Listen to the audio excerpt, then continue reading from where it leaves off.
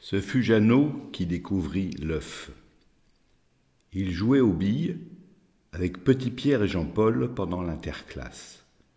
Une bille, lancée trop fort, s'était égarée dans le parterre de fleurs bordant le gazon qui entourait la cour de récréation. Jeannot se précipita, soulevant les feuilles, écartant les plantes, bien plus soucieux de récupérer son bien que d'épargner les chétifs végétaux. C'est dans une touffe de soucis d'un jaune orangé éclatant qu'il fit sa découverte. Il se trompa d'abord sur la nature de l'objet. Les couleurs vives, agréablement mêlées, dont le soleil augmentait encore l'éclat, l'abusèrent. Il crut, le cœur battant, avoir trouvé une de ces billes de verre de taille imposante, remplie par un procédé mystérieux d'ondulation aux couleurs chatoyantes, qu'il utilisait, quand il avait le bonheur d'en posséder, à un rôle toujours spécifique dont l'importance était dictée par la rareté. Un camarade inconnu l'aurait égaré là. Il déchanta rapidement, car la taille de l'objet était trop importante. De plus, sa forme ovalisée ne pouvait pas la faire rentrer dans la catégorie des billes, même de luxe. Intrigué, il écarta un peu plus le plan de souci pour mieux observer. Cela ressemblait à un œuf. Mais ça ne pouvait en être un, car tous les œufs qu'il avait vus jusque-là, s'ils présentaient la même forme, en plus ou moins grand, n'avaient qu'une teinte terne passée, seulement agrémentée parfois d'un piquetage à peine plus prononcé. Celui-là était haut en couleur. Sa surface lisse se mêlait les couleurs les plus vives, dans un tourbillonnement harmonieux. Il en émanait une beauté éclatante dont la virtuosité naturelle forçait l'admiration. Fasciné, Jeannot tendit sa main et le prit précautionneusement. L'œuf était lourd et pesait dans la paume, qui l'occupait presque entièrement. Avec un peu d'appréhension, il le secoua. Il ressentit une sorte de vibration, lui indiquant que l'œuf était plein. Il se leva, et mettant son autre main en cloche par-dessus l'œuf pour le protéger, il alla montrer sa découverte à Petit Pierre et Jean-Paul.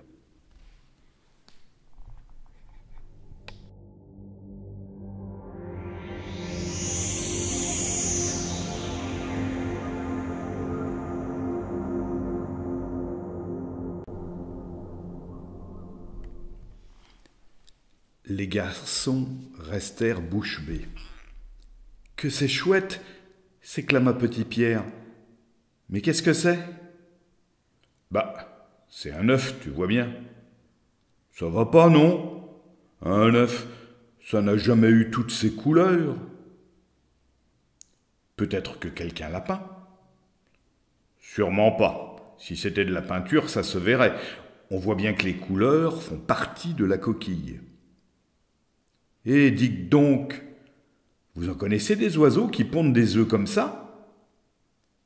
Moi, je n'en ai jamais entendu parler. Moi non plus, mais de toute façon, il n'y a pas que les oiseaux qui pondent des œufs. Ah bon ? Et quoi alors ? Les poissons, par exemple. Oui, mais tu l'as trouvé sur l'herbe. Et il n'y a pas d'eau à 1 kilomètre à la ronde. Et puis, si c'est un animal, on l'aurait vu quand même. Et s'il l'a pondu la nuit ? Mais il faut qu'il le couve, qu'il le surveille. Les animaux, ça protège toujours ses petits. Pourquoi ? Tu crois qu'il y a un petit dedans ? Bien sûr. Tous les œufs sont faits pour ça. Et ce qu'on mange alors ? Eh bien, on mange les petits avant qu'ils soient formés. Moi, je crois qu'il est formé, le petit là-dedans. Tu as vu comme ça pèse lourd ? Et si on cassait la coquille pour voir? Tu es fou? On ne sait jamais. Et puis ce serait dommage. J'aimerais bien quand même savoir quelle tête il a, ce bébé. Et si c'était pas un animal qui l'a fait, cet œuf? Quoi? Ben oui, on n'a jamais vu un truc comme ça se saurait sinon. Il faudrait demander au maître pour être sûr. Surtout pas! Il nous le confisquerait et on ne le reverrait plus jamais. Moi, je te dis que c'est pas un animal qui a pondu ça. Qui alors? La conversation resta en suspens tout à coup.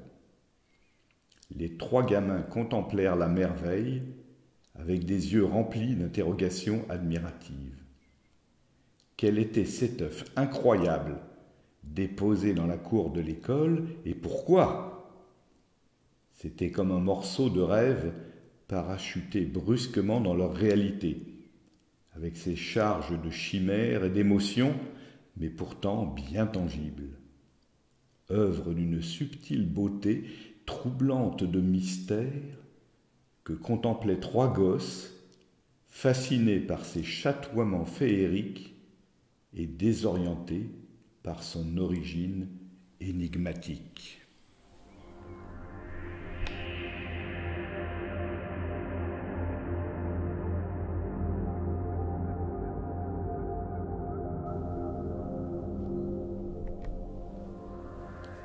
Si ça se trouve, c'est une fée qui l'a déposé là.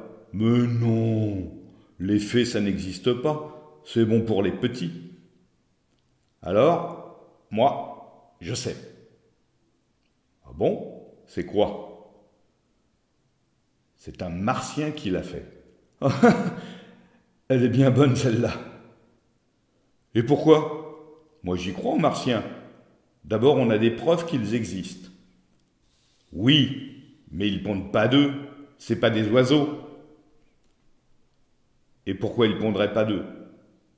Et puis on t'a dit qu'il n'y avait pas que les oiseaux. Les martiens, il paraît que c'est des humains comme nous, mais qu'ils sont plus petits et qu'ils sont tout verts. Et puis, même s'ils sont petits et verts, c'est pas pour ça qu'ils ne naissent pas dans des œufs. Et nous alors, on n'est pas nés dans des œufs, mais on n'est pas des martiens. Et si c'était un œuf de martien, pourquoi il serait ici, dans la cour de l'école? J'en sais rien, moi.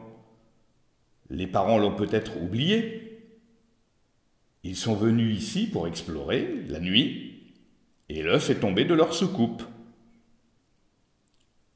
Ou alors, ils l'ont laissé exprès, pour qu'il reste des martiens quand ils seront repartis sur leur planète.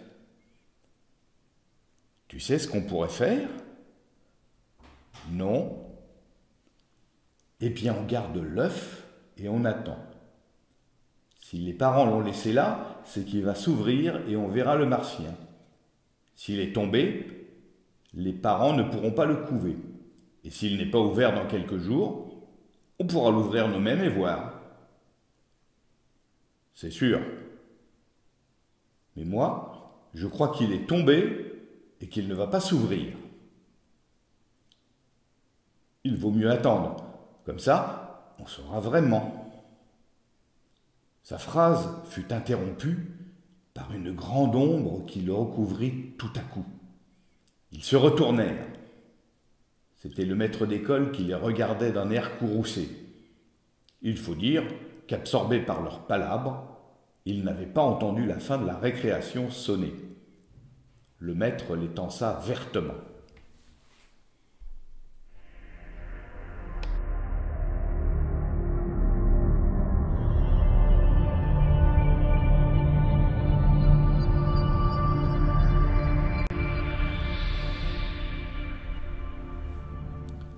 Alors, vous êtes sourd? Vous trouvez que vous n'êtes pas assez dissipé en classe? Qu'est-ce que tu as dans la main, Jeannot? Jeannot n'avait pas pensé à dissimuler sa trouvaille. Il fut bien obligé de montrer l'œuf au maître d'école. Ce dernier le regarda d'un air dégoûté. « Qu'est-ce que c'est que cette horreur? Et c'est pour ça que vous ratez la classe? Ça n'est pas sérieux, vous devriez être puni. » Il s'empara de l'objet et le lança dédaigneusement par-dessus le mur de l'école et s'enfuit vers sa classe. Les trois garçons entendirent le bruit mat de la chute de l'autre côté du mur mais aucun des trois n'aurait pu le jurer, ils crurent percevoir comme un gémissement. Ils restèrent là, statiques, ébahis quelques secondes. Mais le maître d'école revenait vers eux et leur envoya une bourrade. « Allez, rentrez! Et estimez-vous heureux que je ne sois pas plus sévère. »